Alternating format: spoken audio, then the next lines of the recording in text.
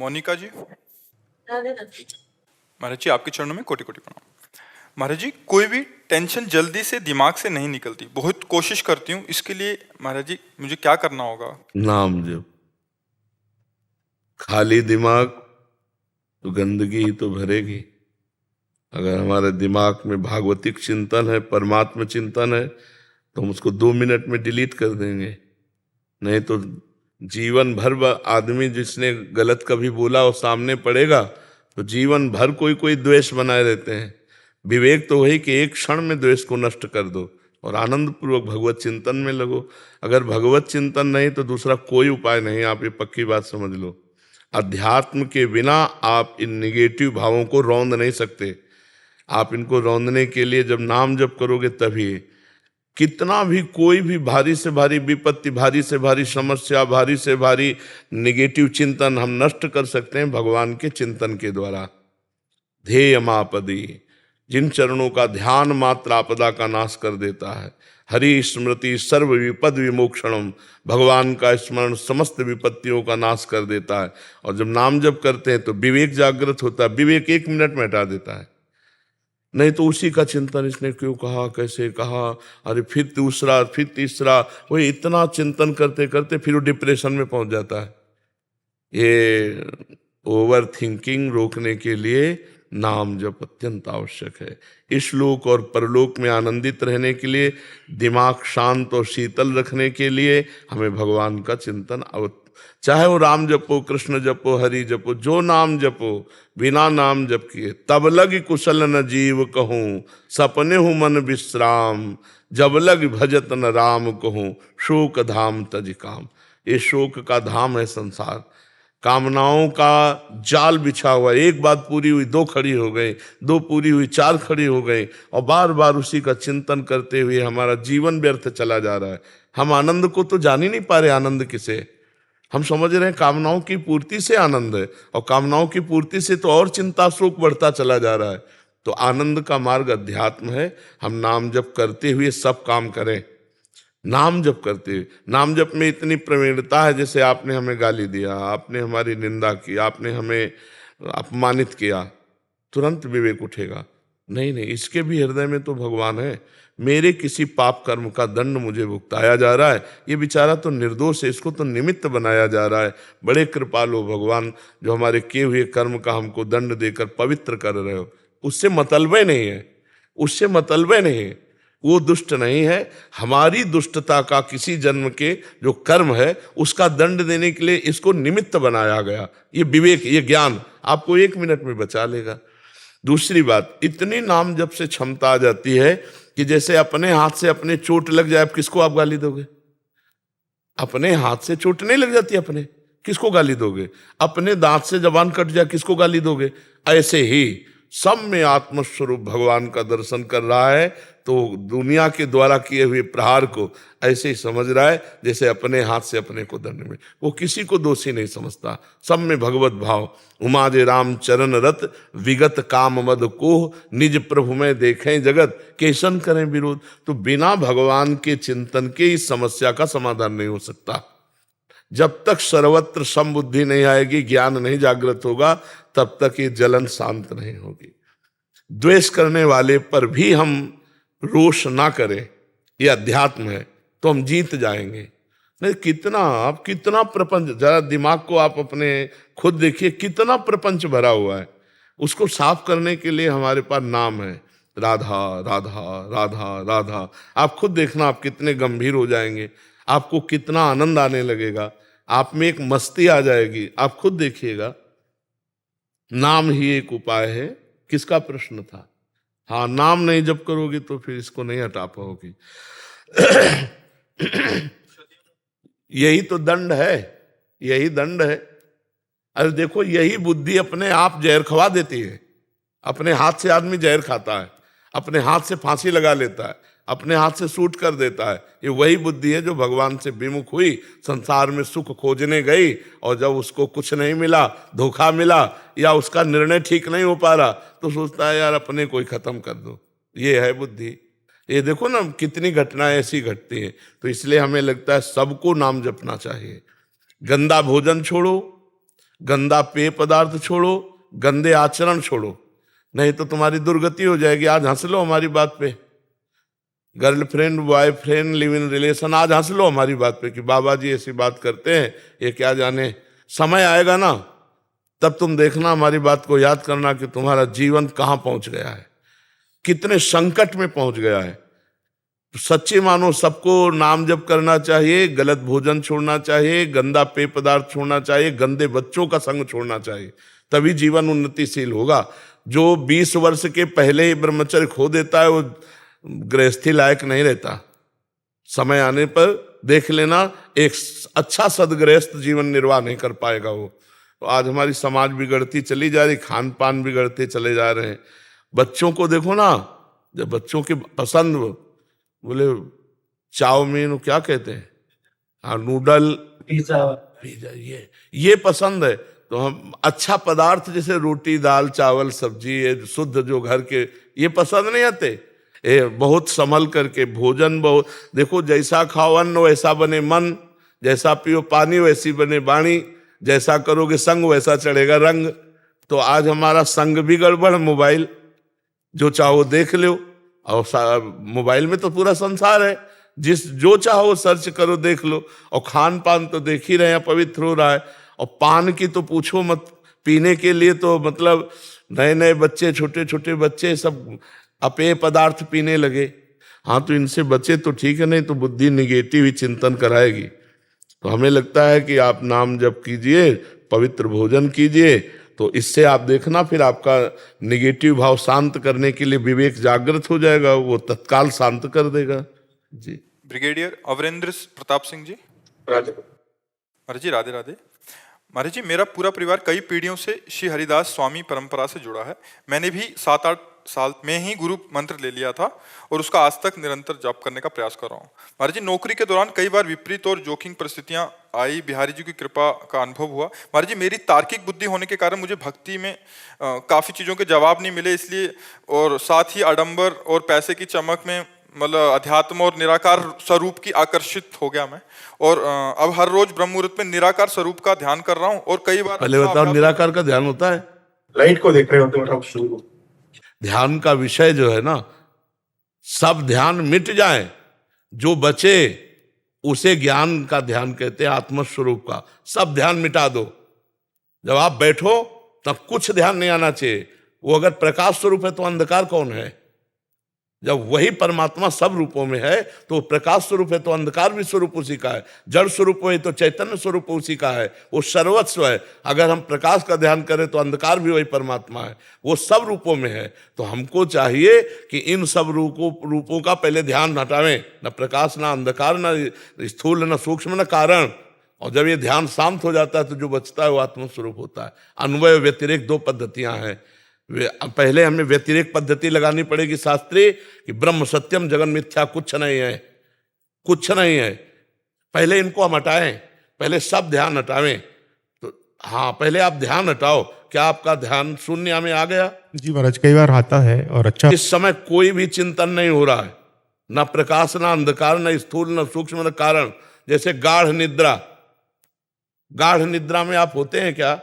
लेकिन होते हैं। अभी कह रहे हैं कि राधा कृष्ण स्वरूप की ओर भी मन आकर्षित है और ध्यान मार्ग में भी, तो दोनों का समावेश बनाना चाह रहे हैं। अब हम कैसे तुम्हें बतावें कि देखो, अभी वो प्रकाश तो है नहीं जिस प्रकाश की हम बात कर रहे हैं, आत्मस्वरूप की।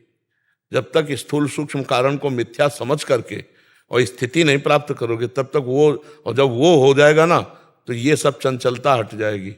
कि अभी हम फाइनल में इनकी तरफ आकर्षण, ना ये है ना वो है, जो है वो केवल है, उसका अनुभव करने के लिए बढ़ो। अभी वो बात नहीं है जो बात होनी चाहिए। आप स्वीकार करते हो? जी महाराज। तो आप, ये स्थूल 5 भौतिक शरीर है, इसके अंदर सूक्ष्म शरीर है, मन बुद्धि चित्त अहंकार, 5 ज्ञानेंद्रियां, 5 कर्मेंद्रियां, इसके भी अंदर अनंत जन्मों के संस्कारों का बना हुआ कारण शरीर जो स्थूल का निमित्त बना है।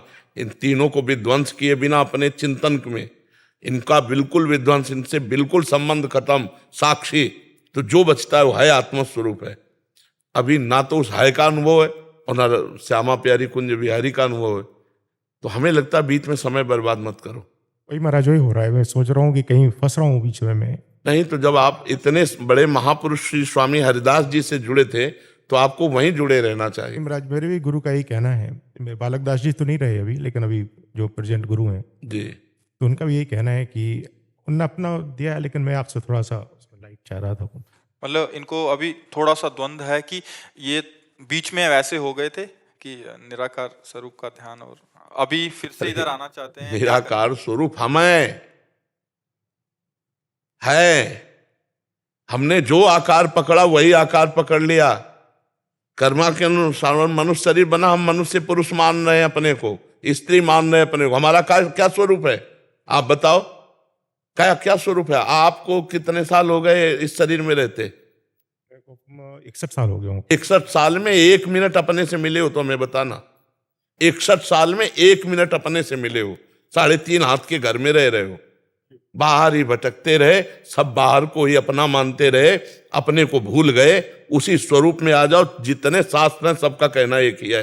और जब तक नौकरी में थे तब तक तो आप अपने व्यस्त रहे, लेकिन अब नौकरी के बाद, और बच्चे भी फौज में ही हैं दोनों से, अब सही रास्ते में आ जाओ। हम आपको प्रार्थना करते हैं, हमारी बात मान लो। जो नाम स्वामी जी महाराज के पंथ से मिला है उस नाम को जपो, श्यामा प्यारी कुंज बिहारी का, और आश्रित हो जाओ। आश्रित हो जाओगे तो वो मामे ये प्रपद्यंते माया में ताम तरंती थे। नहीं तो ये मन की चाल को आप अगर साधक हैं तो जानते हैं कि एक क्षण में आकाश में बैठा मिलेगा शुद्ध, और दूसरे क्षण में नाली में गिरा मिलेगा। इसका कोई भरोसा मन का नहीं है।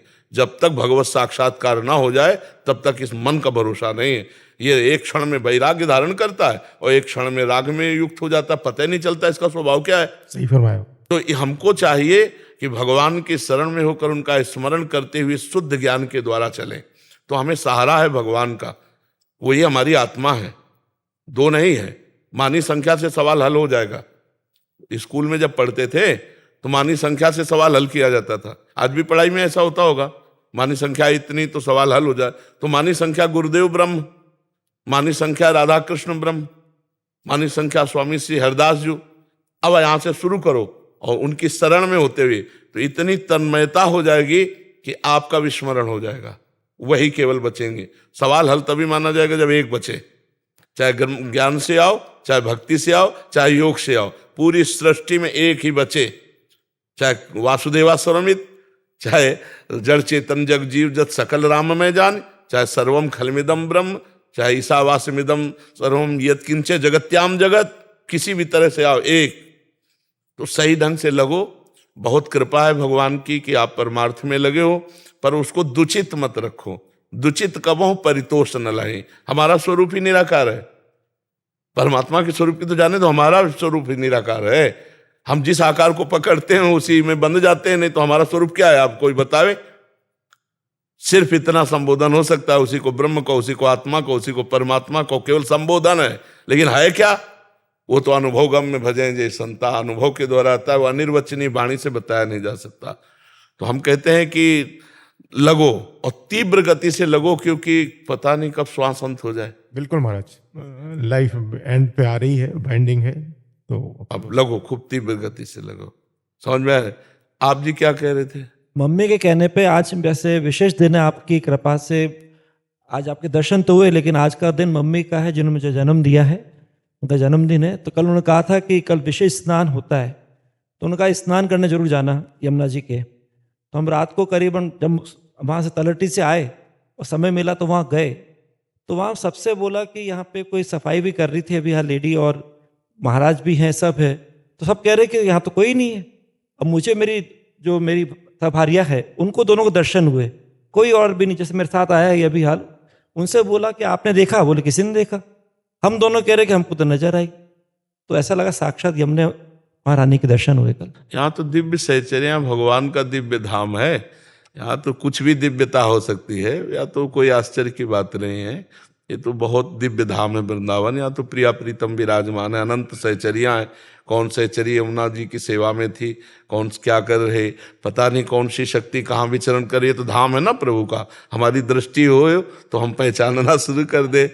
जी मुकेश अग्निहोत्री जी, राधे राधे महाराज जी।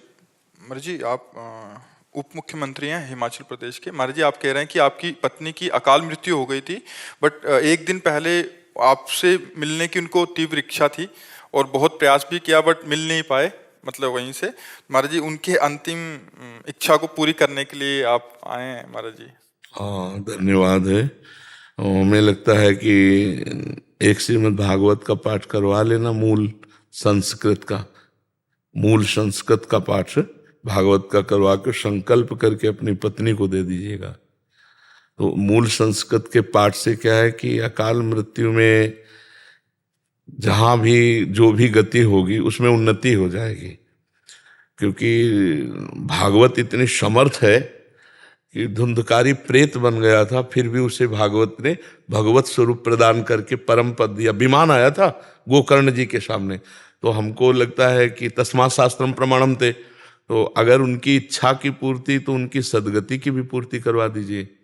अगर आपको समय मिले तो 7 दिन स्वयं बैठकर सुनिए, और नहीं समय मिलता तो पुत्र या किसी को भी बैठा दीजिए, और उत्तम जो संस्कृत के ज्ञान से परिपूर्ण है और जो विश्वास पूर्वक पूरे अध्यायों का पाठ कर सकते हैं, तो उनको उचित दक्षिणा दे करके पूजन करके 7 दिन अगर भागवत का पाठ हो और वो संकल्प करके उस जीवात्मा को दिया जाए जो आपकी पत्नी बन के आए, परम मंगल हो जाएगा। आप ऐसा कर लेना। शायद भगवान ने इसीलिए आपको भेजा होगा कि उसका मंगल हो जाए। हाँ, जीव का मंगल होना, भगवान की लीला कथा और भगवान के भक्त, यही है जहाँ से मंगल होता है। यदि भक्त मिल गए तो भगवान की लीला कथा सुनने को मिल गई तो मंगल हो गई, और भगवान का नाम, ये सब मंगलमय है। तो अनुष्ठान भागवत का करवा लीजिए 7 दिन के लिए, और संकल्प करके पत्नी को दे दीजिएगा। विजय उपाध्याय जी, चंडीगढ़ से। महाराज जी, आपकी आज्ञानुसार श्री स्वामी राम सुखदास जी महाराज जी की गीता जी की टीका का अध्ययन का अवसर मिला। महाराज जी, उसमें एक वाक्य में कहा है, एक श्लोक के अर्थात में, कि साधक को सुख दुख का भोग नहीं करना चाहिए, प्रस्तुत सुख दुख का सदुपयोग करना चाहिए। तुम इसे समझ नहीं पा रहे क्या? सुख दुख का भोग करना मतलब सुख दुख में फंस जाना। और सुख दुख किसको प्राप्त होता है? आत्मा को थोड़ी प्राप्त होता है। ये अंतःकरण धर्म से है, ये मन को है। अगर सुख का भोग करोगे, दुख का भोग करोगे, तो इसी में फंसे रहोगे। सुख दुख से परे जो सच्चिदानंद परमेश्वर है, उसके सुख को तो पा ही नहीं पाओगे। सुख दुख 2 कर्मों के फल से आता है। पुण्य फल से सुख आता है, पाप का जो फल आता है वो दुख आता है। तो हम केवल इतना ही भोगने के लिए पैदा हुए हैं क्या? हम कोई पशु थोड़ी हैं। पशु सुख दुख केवल भोगता है। हमारे पास सुख आएगा तो हम 4 को बांट देंगे, और दुख आएगा तो गंभीर होकर के नाम स्मरण करते हुए उस पर विजय प्राप्त करेंगे। जो दुख भोगने का मतलब है उसमें लीन हो जाना। जैसे कोई पराजित हो जाता है इतना दुख में कि वो अपने शरीर को भी नष्ट करने की सोच लेता है, वो दुख का भोग करने लगा। सुख आया, इतना फूल गए, नाच रहे हैं, इतना दंडता कर रहे हैं, नहीं, गंभीर रहो।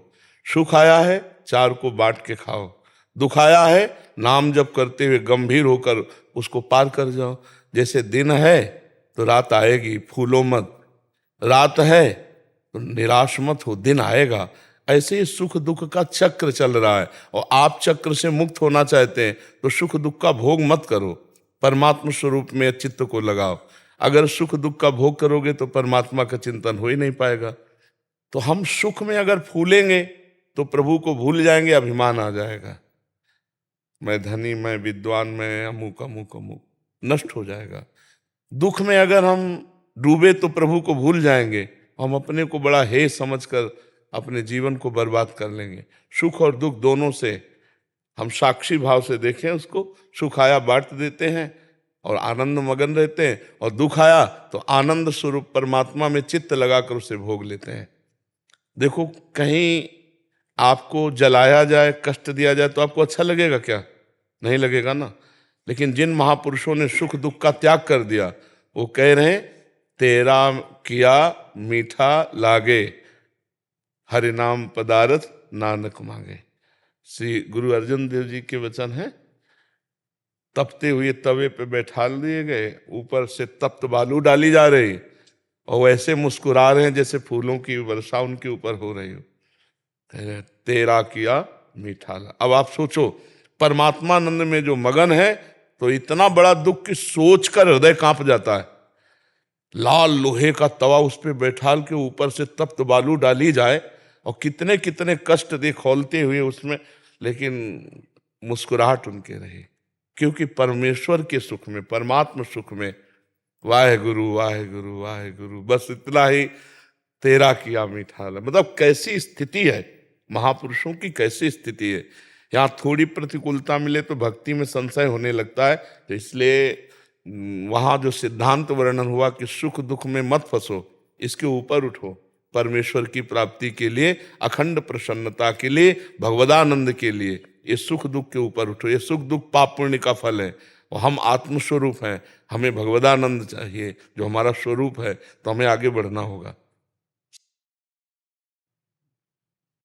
गौरव सिंह जी वाराणसी से। राधे राधे महाराज जी। जी दंडवत महाराज जी। महाराज जी, क्या संत महात्मा व गुरु जी की सेवा के द्वारा सरलता अर्थात सुगमता से आत्म साक्षात्कार हो सकता है, या केवल नाम जप व इष्ट के ध्यान के द्वारा ही आत्म साक्षात्कार हो सकता है? दोनों में से सुगम पथ ये दो हैं ही नहीं। गुरु अगर अपनी सेवा में, शरीर सेवा में लगे हैं तो हमें फिर अन्य कोई साधन की तरफ देखना नहीं है।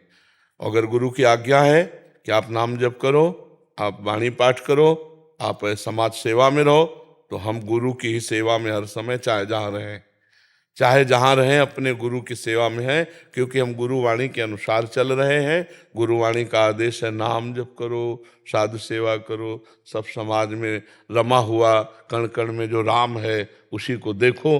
तो हम गुरु की ही तो सेवा कर रहे हैं, हम अपने गुरु की ही तो आज्ञा का पालन कर रहे हैं। सेवा का मतलब केवल हाथ पैर दबाना नहीं है।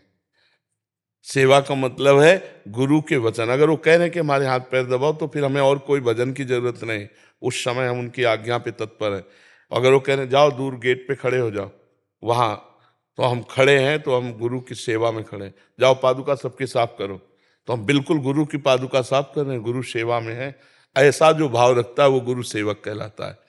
पूरा विश्व हमारे गुरु का है, और जहाँ हमें सेवा दे दी, जैसे हम अपने परिवार की सेवा करते, तो हम गुरु की सेवा कर रहे हैं, उनकी आज्ञा के अनुसार चले। कुछ लोगों ने ऐसा केवल समझा कि उनके कपड़े धो देना, उनके पैर दबा देना, उनको रोटी खिला देना, यही सेवा है। हम कह रहे हैं ये सेवा का एक अंग है। अगर आप गुरु की आज्ञा ना मानो और गुरु के पैर दबाओ, तो इससे गुरु प्रसन्न नहीं होंगे। वो जो कह रहे हैं वो बात मानो, बस उनकी आज्ञा। हम तो इतना समझा है कि आज्ञा अपने साहब की पालन करें, इससे बड़ी कोई सेवा नहीं। अगर साहब दूर देश में हमको रखते हैं तो भी हमारे पास ही साहब हैं, और अगर साहब के नज़दीक है उनकी आज्ञा को उल्लंघन करते तो बहुत दूर हो, साहब को नहीं पहचान पाओगे, अपने प्रभु को नहीं पहचान पाओगे। समझ पाए बच्चा? सरलता पूर्वक भगवत प्राप्ति होती है आज्ञा समन सुसाहिब सेवा। अब जो ही कहें करें हम सोई, आयस लिए चले निज दासी, मन क्रम वचन त्रिशुद्ध सकल मत हम श्री हित हरिवंश उपासी।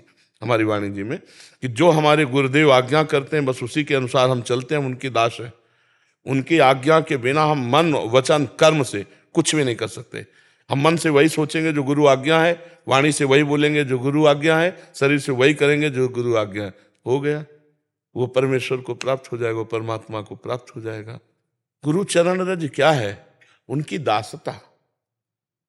उनकी दासता क्या है? उनके वचन जो उन्होंने आज्ञा करी, ये बात समझना होगा। जैसे अपने यहाँ गुरुजनों ने कहा ग्रंथ साहब को ही गुरु माना जाए, तो ऐसे ही जितने हमारे गुरुदेव हैं उनकी वाणी ही हमारा मार्गदर्शन है, वही हमारी गुरु सेवा है। अगर ये बात ना मानी तो मुझे लगता है इन सब बाहरी बातों से वो बात नहीं आती जो आनी चाहिए।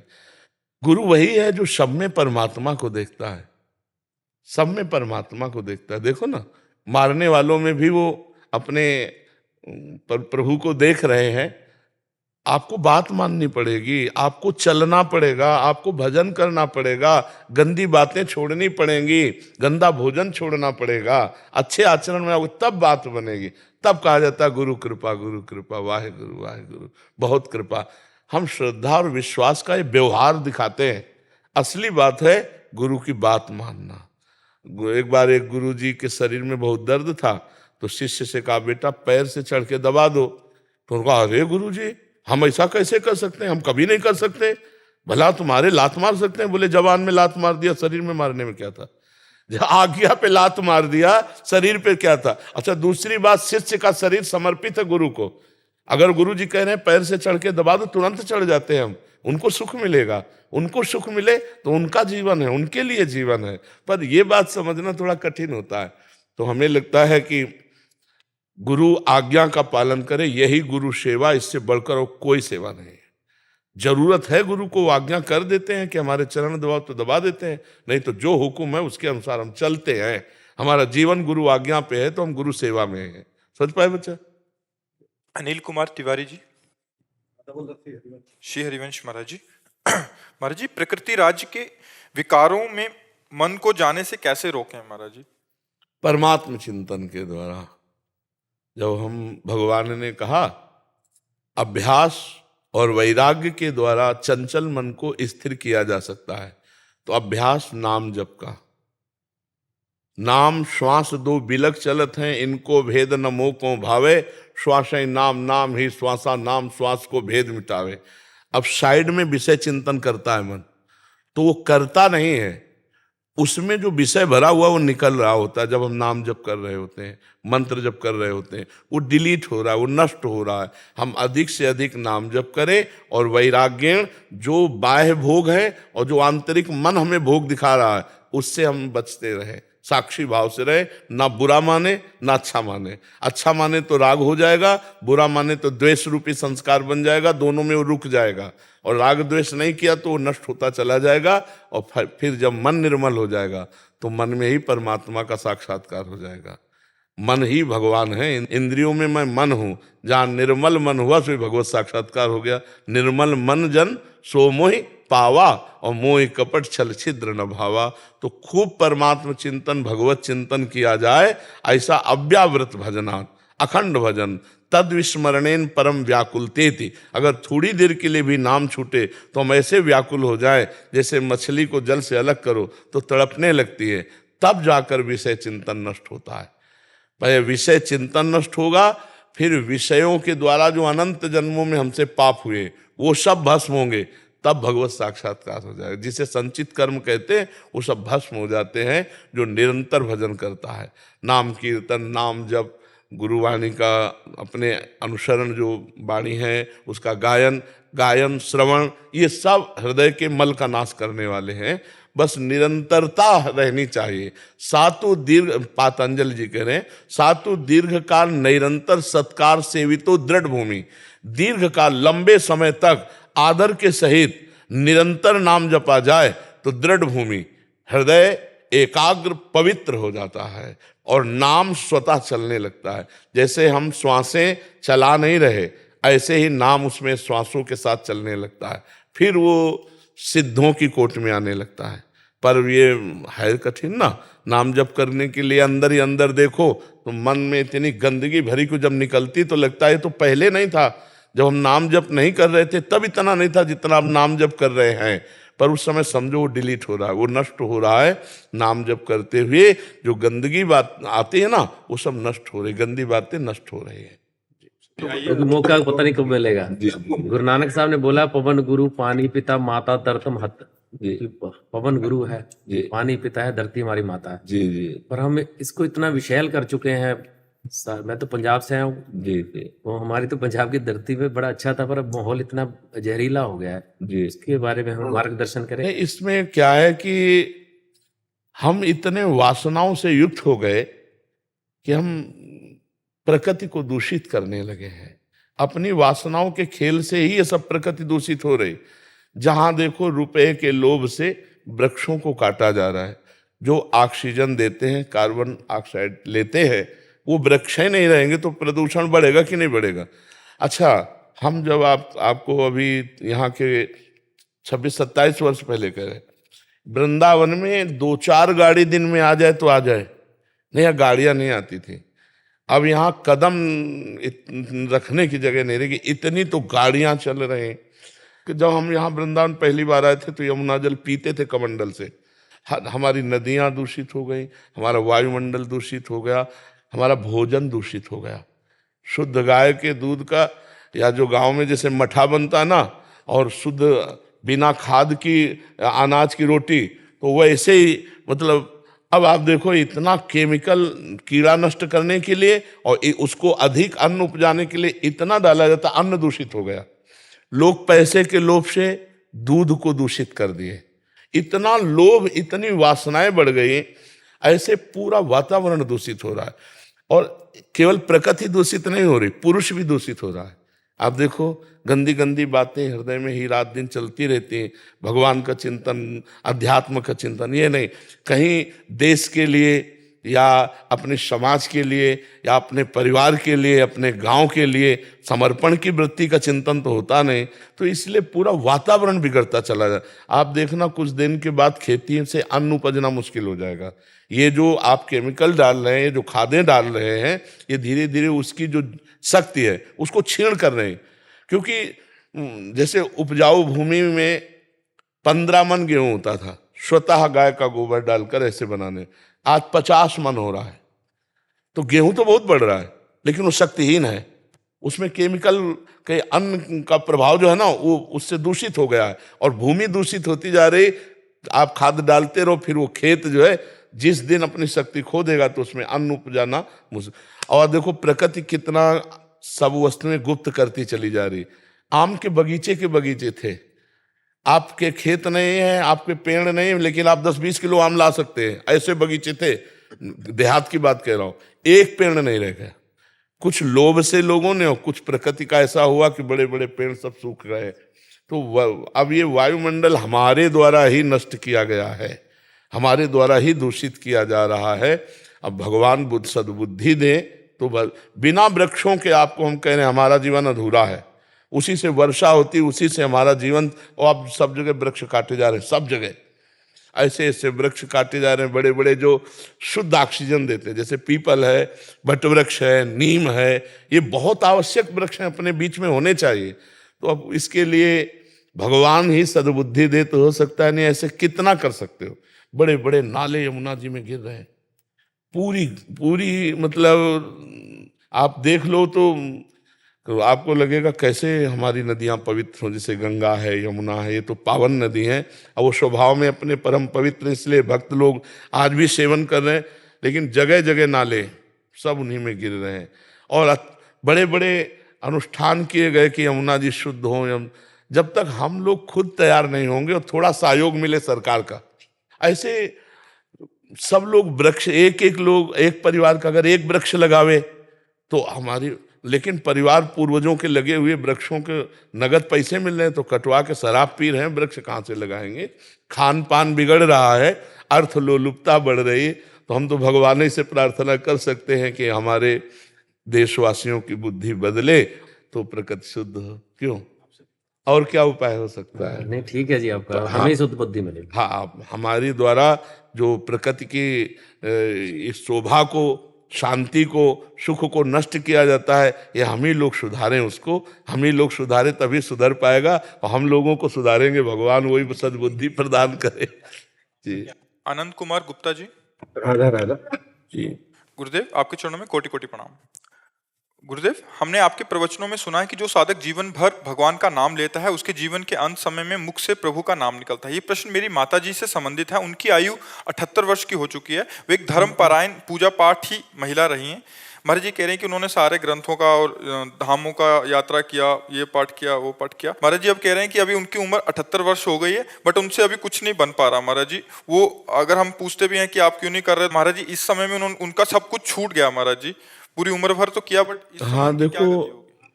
हाँ एक बात समझो, 2 डिपार्टमेंट है, एक है पुण्य और एक है भगवान का आश्रय लेकर भजन करना। पुण्य आदि की भावना से तीर्थों में जाना, धर्म भावना से पाठ कर लेना, दान पुण्य कर लेना, जल चढ़ा देना, आरती पूजा, एक धर्म है। लेकिन आर्त भाव से भगवान की शरण होकर उनका भजन करना, अगर वो किए होती तो इस समय गाढ़ अवस्था भजन की होती। भगवान के सिवा कुछ नहीं। हम सुबह खड़े होते हैं, उनको जानते हैं, 85 वर्ष की होंगी, रोज दर्शन करने आती। जब 2 बजे रात के आते हैं ना, तो हम खड़े होकर उनको प्रणाम करते हैं, रुक करके उनको प्रणाम। हर समय नाम चल रहा है, 85 वर्ष के। तो क्या हुआ, हम लोग दान पुण्य इनको और या पाठ आदि को या तीर्थ अवगाहन को हम ऐसा मान लेते हैं कि भगवान की बहुत बड़ी भक्ति है। प्राय लोग, अरे बड़े भगत हैं, रोज गंगा नहाने जाते हैं, बड़े भगत हैं, बद्री नारायण होया है। एक गांव की बात, बद्री नारायण गए लेकिन हृदय से कभी नारायण की शरण नहीं हुए, तो उनका शुभ कर्म बनेगा ना कि भजन बनेगा। शुभ कर्म और भजन में अंतर है। फावड़ा चलाना भी भजन हो जाएगा, व्यापार करना भी भजन हो जाएगा, जब हम भगवान की शरण में होकर अंदर से, और हम निरंतर भगवान के नाम में डूबे हैं। तो वो अभ्यास कहाँ जाएगा? इसी समय के लिए तो है कि मानो हमारी ऐसी स्थिति आ गई कि हम मूर्छा में हो गए, या मृत्यु जनित कष्ट, बहुत दुख है बीमारी में, अब बुद्धि उसमें शिथिल हो रही, तो उसमें नाम चलेगा, क्योंकि जीवन भर नाम जप किया है तो नाम चलेगा। अब जैसे इस तरह के भागवतिक कार्य हैं, इन कार्यों से अगला जन्म मिलेगा और फिर शुद्ध भक्ति का संस्कार आएगा, तब वो भगवान की प्राप्ति होती है। या अंतिम समय कोई याद दिला दे कि राम राम कहो, राधा राधा कहो, और वो कह भी नहीं पा रहे लेकिन कान में सुनाई दे रहा, तो काम बन जाएगा। अभी आपके ऊपर है। नहीं गुरुजी, हम तो पूरा प्रयास कर रहे हैं, लेकिन अभी उनका ये 6 महीने से ऐसा हुआ है। देखो, अनंत जन्मों के संस्कार भगवान केवल टीवी देखती हैं वो। बहुत बिगड़ गया मामला। वो केवल पुण्य आदि था, वो भगवान की शरणागति नहीं था। अब सोचो, टीवी देखने का मन बुढ़ापे में, अरे जाना है भैया भगवान के यहाँ जाना, तो प्रपंच झूठा, झूठे पे झूठा। टीवी क्या है? झूठे पे झूठा नौटंकी नाटक है कि नहीं है?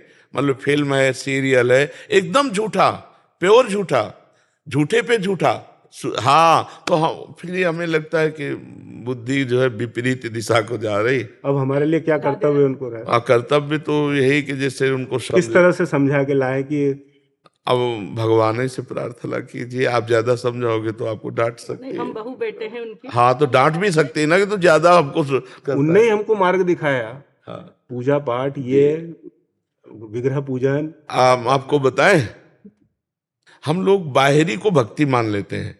भक्ति एक अंदर का विषय है, बाहरी क्रिया कुछ ना हो भक्ति जनित, और अंदर से आपका नाम चल रहा है तो आप महान भक्त हैं। बाहरी क्रियाएं हो रही, भजन नहीं। तो इसीलिए भगवान ने एकादश स्कंद में कहा, भागवत में, व्रतांसी यज्ञ छंदांसी तीर्था नियमा यमा यथा वरुंधेत सत्संगा सर्वसंगोपहो हिमाम।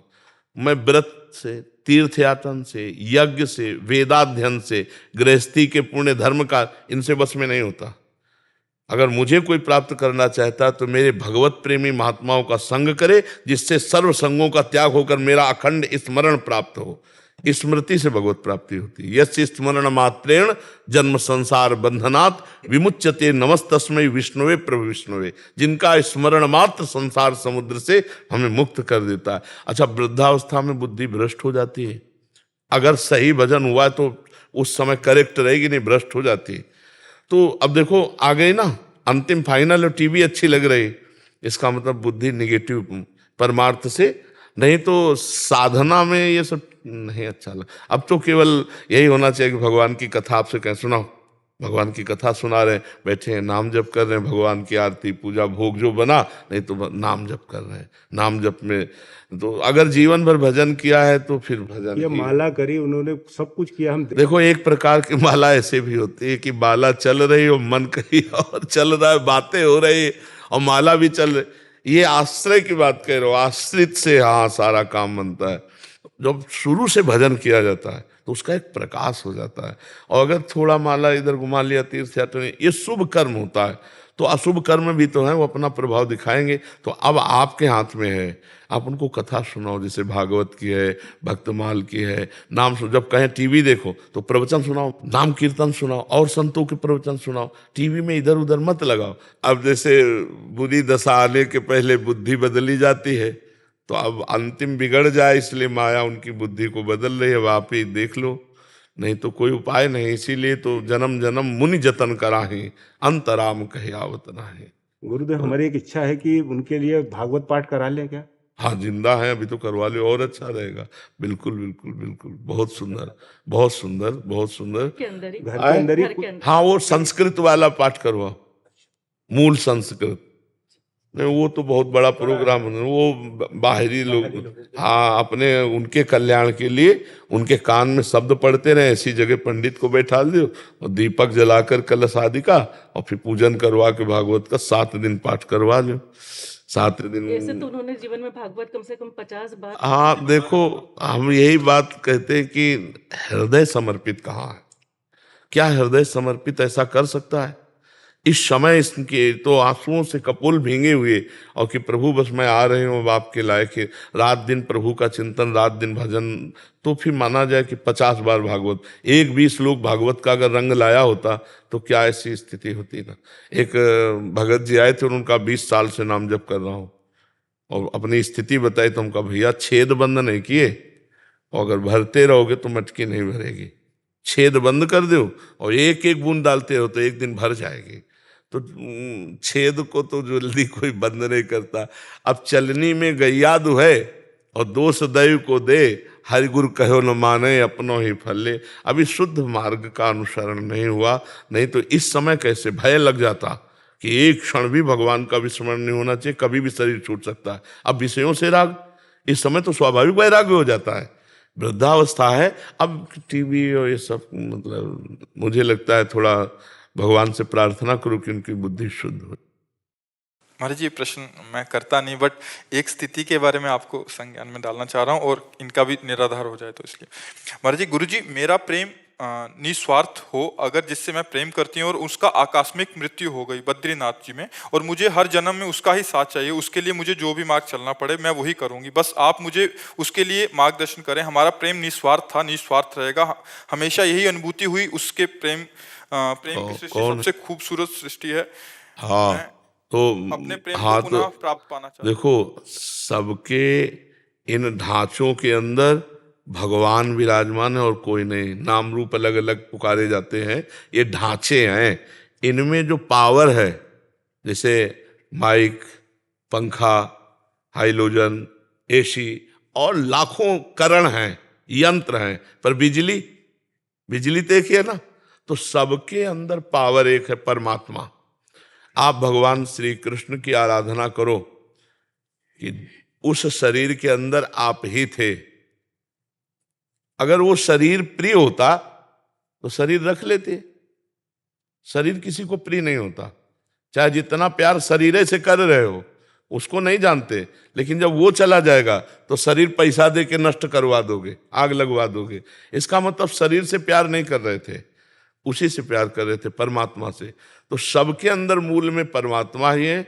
श्री कृष्ण को विराजमान करके आराधना करो कि मुझे जन्म जन्म तुम ही पति रूप में मिलो। वही थे शरीरों का, कि वही रूप, वही पांच भौतिक शरीर कभी नहीं। ये हमारे प्रभु का सृष्टि का ढांचा ऐसा बनता है खांचे से कि दोबारा देखने को नहीं मिलेगा। अब बताओ कितने लोग हैं, सबकी आंख और नाक कान और सब अलग अलग पहचाने जाते हैं, और वो असंख्यों लोग और सबका फिंगरप्रिंट अलग ही मिलेगा। यार कितना चमत्कार मेरे प्रभु का है। नहीं तो ये तो नाशवान शरीर है, वही जन्म जन्म मिले, क्योंकि वही अंदर थे तुम्हारे पति के, और वो चले गए तो तुमने कहाँ उसको रखा, कहाँ उसको माना, उसको नष्ट कर दिया ना। तो जो उनके अंदर थे वो प्रभु श्री कृष्ण थे, उनको तुम जानती नहीं, उनको तुम मानती नहीं हो। नहीं, ये प्रश्न न रहता, ये प्रश्न खत्म हो जाता कि मैं हे परम सुंदर सबके अंदर विराजमान श्री कृष्ण, मैं तो जानती नहीं थी कि तुम ही हो। मैं तो उस ढांचे को अपना प्रिय मान रही थी। अब वो समझ में आ गया कि ढांचे के अंदर तुम छुपे थे। अब ढांचे से प्यार नहीं, बाप से प्यार हो। अभी निहाल हो जाओ, अभी मंगल हो जाएगा और जन्म जन्म के लिए उन्हीं को प्राप्त हो जाओगी, उन्हीं के धाम जाओगी। पर तुम्हें अगर ऐसी आकांक्षा हो कि वो पांच भौतिक ढांचा हमें दोबारा मिले, तो असंभव। ये माया का खेल है। एक बार गर्त में गिरा दिया तो दोबारा खाक में मिलने के बाद वो रूप नहीं मिलेगा, वो फिंगरप्रिंट नहीं मिलेगा। और वो जीवात्मा जो परमात्मा स्वरूप है, वो मिल भी जाए तो तुम्हें किसी भी तरह से प्यार नहीं करेगा। ये केवल ढांचे ढांचे का होता है प्यार। जैसे माता पिता हमारे मर गए, अब वो कहीं ना कहीं तो लीला में है भगवान की, उनको हमारी स्मृति नहीं, केवल स्मृति। जैसे पूर्व जन्म में अपने लोग तो आए ही हैं, हमारा तो जन्म कोई पहली बार थोड़ी हुआ है। पूर्व में जैसे छोटा बच्चा है तो आप माँ जब दुग्ध लगाती है तो पीने लगता है ना, किसने सिखाया? पूर्व का अभ्यास है, ऐसे करो, वो रोने लगेगा, मतलब ये ज्ञान पूर्व का है ना उसको। तो हम लोग पूर्व जन्म से चले आ रहे। अब हमारे पूर्व जन्म के लोग अगर परिवार के मिले भी कहीं तो हम पहचानते हैं क्या? ना वो हमें पहचानते हैं ना हम उनको पहचानते हैं। ये मायाकृत मोह छोड़ो, ना तुम स्त्री हो ना वो पुरुष, तुम दोनों के अंदर परमात्मा विराजमान हो, परमात्मा की आराधना करो और उसी को प्राप्त हो जाओ तो उसी को प्राप्त हो जाओगी जिसको प्राप्त करना चाहती हो। अपने प्रेम का नाम जप कर सकते हैं। मोहांधकार है, भगवान का नाम जप करो। प्रेम तो भगवान ही से ही करती थी, शरीर से करती होती तो रख लेती ना। हम बार बार तो कह रहे, आपने जाना उस शरीर के अंदर कौन था? तो मान लो ना, फिर क्या है? इन नाशवान शरीरों की क्या आकांक्षा करती हो? सच्चिदानंद जो सबके हृदय में विराजमान, वही कृष्ण, वही राम, वही विविध रूप धारण करता। प्यार करो तो इनसे करो, इनकी बन के रहो, जीवन कृतार्थ हो जाएगा। हमारी सलाह, हम तुमको अब ये तो ऐसे कहते, हाथ में गुदवा लिया, बोले 7 जन्म का बंधन, 7 जन्म, अगले 5 मिनट में तुम्हारी धज्जियां उड़ के तुम कहां पहुंच जाओगे तुम्हें पता नहीं। काल तुम्हारे अधीन नहीं, तुम काल के अधीन हो। ये सब लौकिक वासनाओं की खेल है, शरीरों में आसक्ति होने के कारण। नहीं, एक परमात्मा के सिवा दूसरा कोई नहीं है। हमारी बात समझ लो, आप सरल हृदय हैं, आप पवित्र हृदय हैं, इसलिए आपका प्रेम जिसे कह रहे हैं वो खास बात मोह में है। और मोह से प्रेम में आ जाएगा तो फिर आप जिधर देखोगे उधर आनंद सिंधु भगवान ही नजर आएंगे। हमें तो यही लगता है कि अपना प्यारा वही है, और सब कोई उन्हीं से प्यार करता है यार, सब कोई। अगर आपका पुत्र पधार जाए, मान लो पुत्र के अंदर का परमात्मा चला जाए, तो रख लो आप 10-5 दिन। आप पैसा दे के कहोगे कि अब ले जाओ, वो चला गया। कौन? जिसको जानते नहीं हो, और जिसको जानते हो तुम्हारे आगे पड़ा है। आप समझो, अनजाने में तो परमात्मा से प्यार सच्ची मानो। ये जैसे शरीर चल रहा है ना, तो इसमें नाम रूप लेकर लगता है मैं, वो जो मैं अंदर है वो पावर है, पावर। और हम देखो उस पावर के अंश हैं जो सबसे बड़ा है। तो हम सबके अंदर एक बात रहती कि मैं सबसे बड़ा बन जाऊं, नहीं रहती, चाहे जिस डिपार्टमेंट में हो, बड़े बने, क्योंकि हम बहुत बड़े के हैं, बहुत बड़े के हैं ना अंश। और दूसरी बात, मरना नहीं चाहता क्योंकि अविनाशी के अंश है। तीसरी बात, दुख नहीं भोगना चाहता, सुख भोगना चाहता क्योंकि सुख सिंधु का अंश है। ये भूलो मत, वही श्री कृष्ण सब रूपों में है।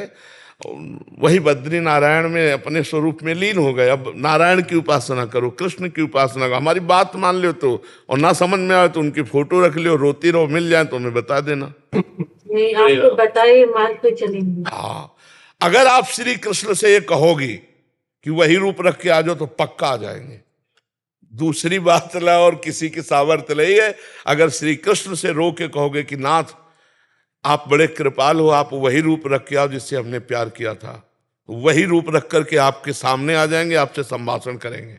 पर इतना भजन हो, सुमिर पवन सुत पावन नामू, अपने बस करी राखे रामू। जब अपने बस कर लोगी तब ये बात आएगी। और इतना करने के लिए ऋषि मुनि पूरी जात की ताकत लगा देते हैं।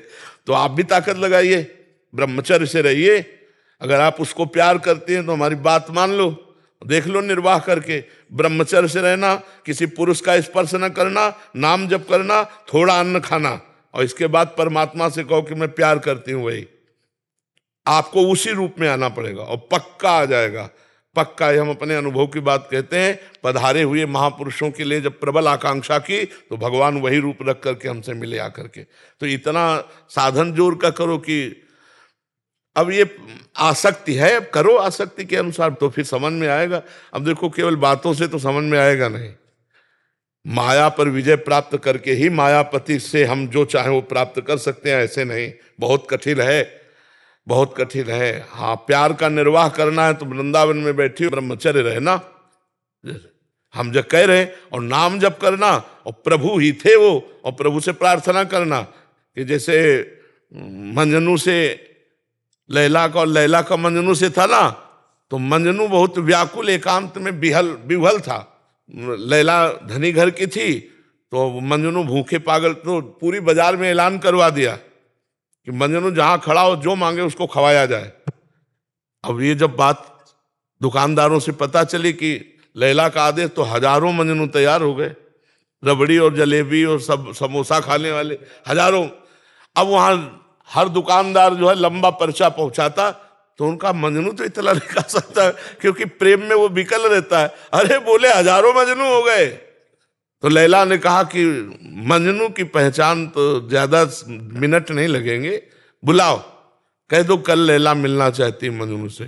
तो हजारों मंजनू उसके दर्शन के लिए, और असली मंजनू भी आया कि लैला दर्शन। तो एक चाकू रखी और कटोरा रखी और लाइन से मंजनू आए।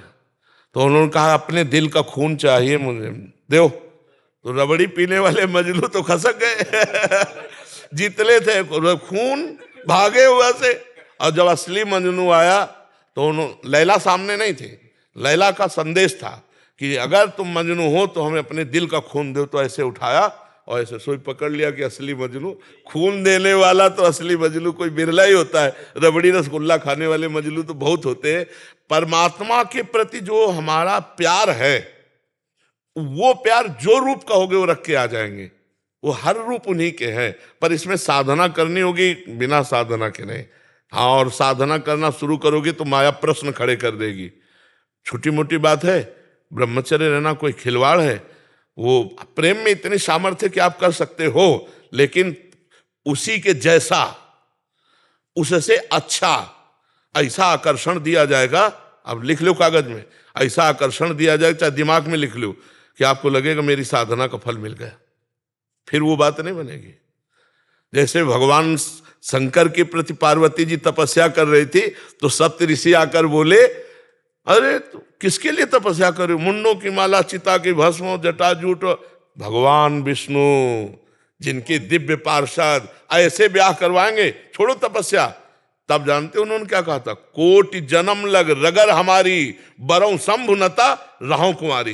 करोड़ जन्मों तक तपस्या करूंगी और हर जन्म में यही मांगूंगी कि भगवान शंकर हमारे पति हों, मुझे कुछ। ये बात, ये जिंदगी में रखोगी तब पास हो पाओगी। पर हम आपके भाव को और आपके प्रेम को दंडवत करते हैं कि हाँ, बस आप अपने प्रेम को थोड़ा मोड़ दीजिए, मोह से हटाकर प्रेम में ले आइए। वो श्री कृष्ण हैं, श्री कृष्ण ही थे, श्री कृष्ण ही रहेंगे, तभी बात समझ पाओगे आप। राधा राधा राधा राधा राधा राधा